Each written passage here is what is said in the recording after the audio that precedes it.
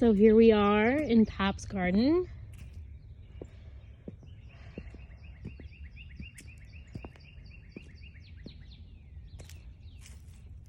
We have some chives coming up, some kale that never seemed to have died. We have our lemon balm and some peppermint coming back. I planted some garlic in the fall that's coming up. There's some parsley that's regenerating. This is oregano that's coming back. This is anise hyssop, which actually you can see some leaves of there.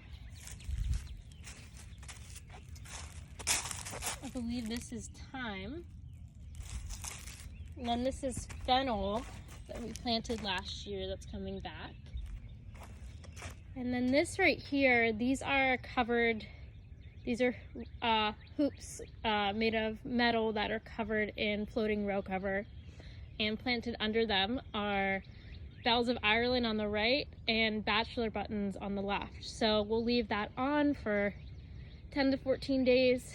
And when the seedlings start to emerge, we'll take them off. The protection's on there so that there's some protection from moisture and harsh winds, but they can still get the cool spring temperatures that they need to sprout.